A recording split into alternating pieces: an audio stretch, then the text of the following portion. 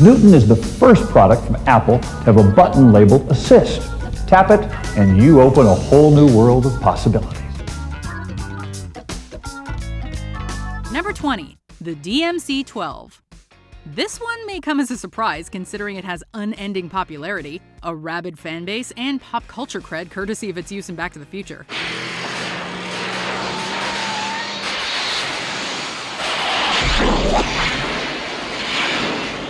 But Marty McFly saddled up in 1985, by which point the car had been deemed an abject failure. Beautifully crafted for long life, the DeLorean is one of the most awaited automobiles in automotive history. On the market for a scant 3 model years before DMC was shuttered amid multiple forms of controversy, the DeLorean, as it later came to be known, never performed as well as it looked, disappointing drivers and turning off would-be owners. The first production car was completed in January of '81, but by December of '82, the game was over, with DMC itself following suit soon after. Number 19, Apple Maps. Let's just do a show of hands. Does anyone watching this video use Apple Maps? Okay, can't actually see you, but let's assume there aren't many of you. Yes, despite the fact that it is the default on the company's devices, Google Maps has always been the superior navigational system.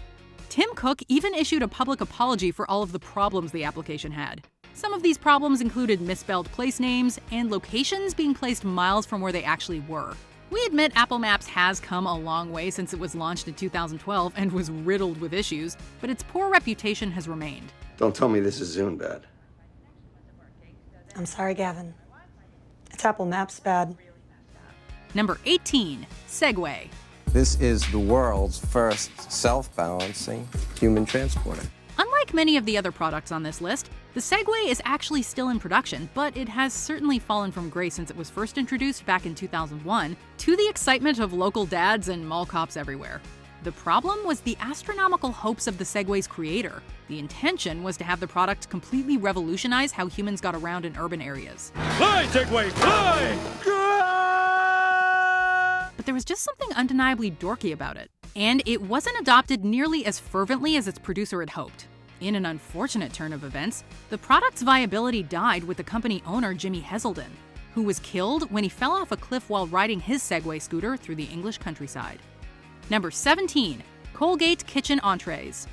In the 1980s, frozen meals were popular and prevalent, so that's perhaps why Colgate, best known for their line of toothpastes, decided to get into the market, because why not? But there's something distinctly unappetizing about the name Colgate Kitchen Entrees. What a cool taste! Let me try! No one wants to be slumming it with a half-frozen, half-overcooked plate of gruel and be reminded of fluoride-enhanced mint-flavored grit cream.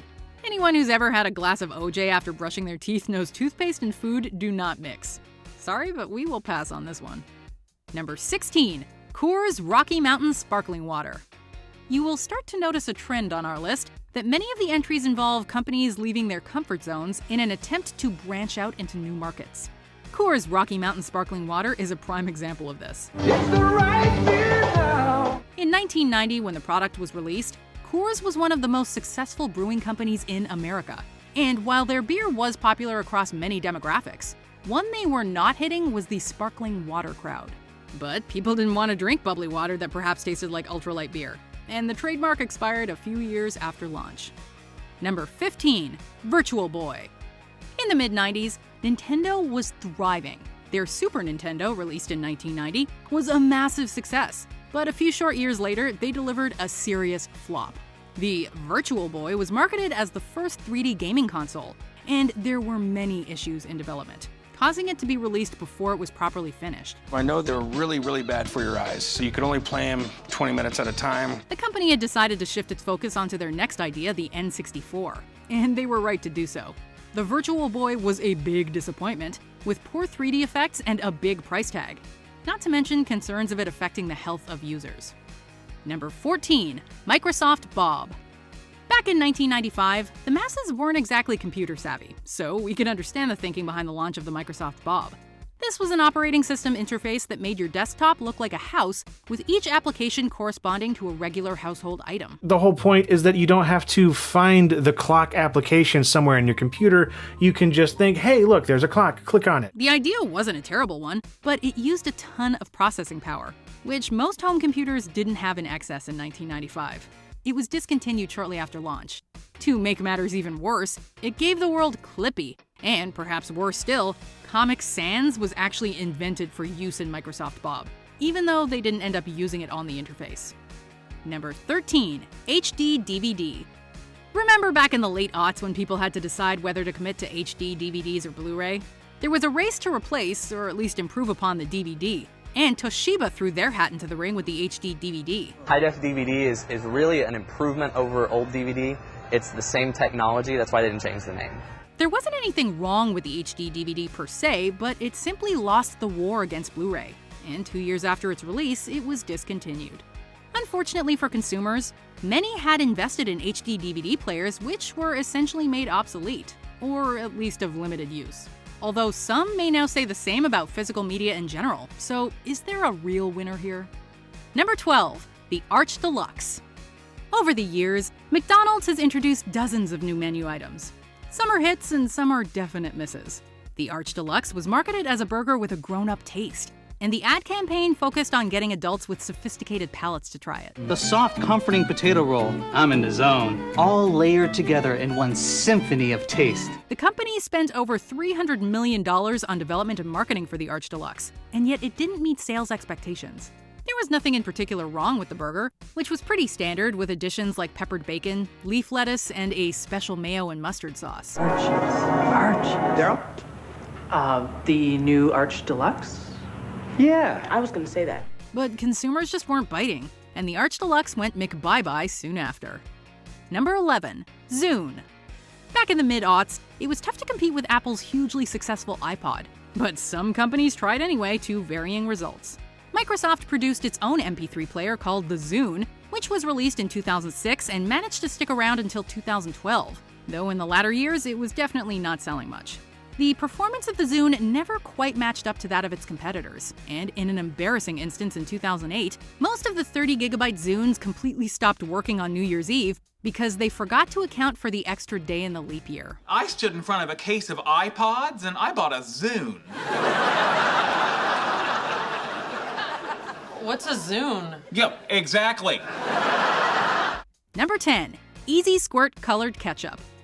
Kids, historically, love ketchup. So it makes sense that Heinz, the world's best-known maker of ketchup, decided to market ketchup directly to children with its Easy Squirt line. The squeezable containers were easy for kids to use, but not only that, the product was made available in a variety of fun, and dare we say it, rad colors other than the standard red. Who wouldn't want to squirt something purple and toxic looking onto their French fries? While the novel idea may have had some kids begging their parents to put it in their grocery carts, by 2006, production was stopped. Number 9, Cheetos Lip Balm. Some products on this list were good ideas that just weren't well executed or didn't catch on, but this is absolutely not one of them. Sure, we all loved soda-flavored chapstick, but when Frito-Lay introduced Cheetos-flavored lip balm, it was obviously a step too far. We acknowledge that Cheetos are incredible, but not every snack food belongs in our makeup case. We can't even imagine what the marketing pitch was for this product, and we wouldn't be surprised if someone was fired for creating this monstrosity. Number 8, the Newton. The Apple Newton was the product for which the term personal digital assistant was created, and at the time of its release in 1993, it seemed like the height of new technology. Newton is the first product from Apple to have a button labeled Assist. Tap it, and you open a whole new world of possibilities. But the price of the product was very steep, making it a difficult sell for consumers. Another factor in its failure was that the highly anticipated handwriting feature ended up being a disappointment. At least if you didn't want to eat up Martha. Hey Dolph, take a memo on your Newton. Beat up Martin. The Palm Pilot ended up overtaking it, and when Steve Jobs came back to Apple in 1997, he ordered the Newton line to be discontinued. Just point this to another Newton and zap, the information is transferred. No wires or anything. It's really cool. It's way cool. Yeah. Number 7, the Galaxy Note 7. One of the more recent flops we'll be discussing was one of the most explosive launches in tech history. But in all seriousness, the Samsung Galaxy Note 7 started literally catching on fire shortly after its release. This phablet was actually pretty well reviewed when it first launched in August of 2016, but those positive critiques didn't count for much when the phones began smoking and setting aflame. Through measurement and observation, it was found that the negative electrodes were damaged because the design of the cell pouch did not provide enough room. In one much publicized instance, this even happened on a flight which had to be evacuated, prompting airlines to ban the Note 7. Samsung discontinued the phone in October of 2016 and reportedly lost billions of dollars because of the debacle. I call it exploding because this did shoot pieces of whatever it was inside the phone out. Number 6. Betamax. Remember VHS? Meet its older brother. Released in 1975, just a year before the VHS tape came out, the Betamax arguably had better technology than its competitor. The resolution and sound were considered to be superior to those of the VHS, but because Sony made a major misstep with its licensing, VHS soared past it to quickly grab a larger market share, providing more consumer options and lower price points. That is why 90s kids will all remember having their Disney movies on VHS and not Betamax. Everything you want in home video from those awfully nice Sony people. Who's a clever little Sony then? I am. Number 5. Google Glass. In so many works of science fiction that imagine the future of humanity, we had wearable technology that looked a whole lot like Google Glass. In fact, theoretically, it seemed like an incredibly futuristic invention that could completely change the way we viewed the world. You can tap on any card to see more. Swipe down anywhere to go back to the timeline. But despite its lofty goals, Google Glass was mired with criticism and was prohibitively expensive for many. Chief among the concerns were issues of privacy, because the glass could easily record people without their consent, as well as safety. Number 4. Wow chips. Consumers should probably be smart enough to be wary of low-fat potato chips, but when Wow chips were released by Lay's in 1998, no one could have imagined the fallout. You see, they were made with a fat alternative called olestra, which caused, let's just say, gastrointestinal distress. That is, visits to the bathroom. It seems the folks who made Crisco had come up with Olean, an oil that fries up snacks without adding any fat or calories. How this was not discovered during the development phase, we'll never know. But the end result was that Lay's was forced to put a warning on all bags reading, "This product contains olestra. Olestra may cause abdominal cramping and loose stools." Now that is not exactly great marketing material. Number 3. Premier Smokeless Cigarettes. Long before peeps were vaping or using e-cigarettes, companies were trying to come up with a safer way to smoke. In 1988, for tobacco company R.J. Reynolds, this meant introducing a line of smokeless cigarettes. The problem was, smokers didn't get the same satisfaction from it because of the lack of actual smoke. Not to mention, there was a chemical taste associated with it that didn't improve things. In the end, the non-smoking smokes were only around for a few months before they were removed from the market. And after R.J. Reynolds invested hundreds of millions of dollars into them. Number 2. Edsel. The most memorable product failures are usually the ones that were the most heavily hyped. This is true now, and it was true all the way back in the 1950s as well. That's right. Driving the 1958 Edsel is as easy as flicking a light switch. The Ford Motor Company came out with the Edsel after a year-long marketing campaign leading up to its release, which branded it as the car of the future. With so much anticipation, it was almost destined to fall short of what people had expected. Like this speedometer that glows red when you exceed the safe maximum speed you set it for. But this was an even more colossal failure than anyone could have imagined. People thought they were too expensive, ugly, and suffered from being overhyped.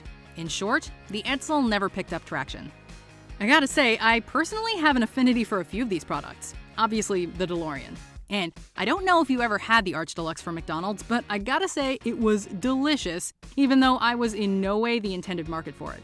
Anyway, I never had the chance to personally test our top pick, but it was pretty much unanimously derided as a huge fail by a huge company. So let's look at some honorable or dishonorable mentions, and then we'll see if you've correctly guessed the biggest product flop of all time. From the latest in sports news, fantasy information, and highlights from your favorite ESPN shows. Hang on. I just got a mobile sports alert.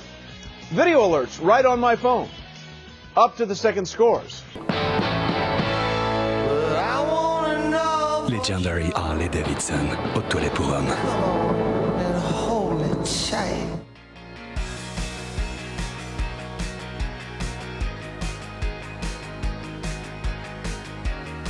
Number 1. New Coke.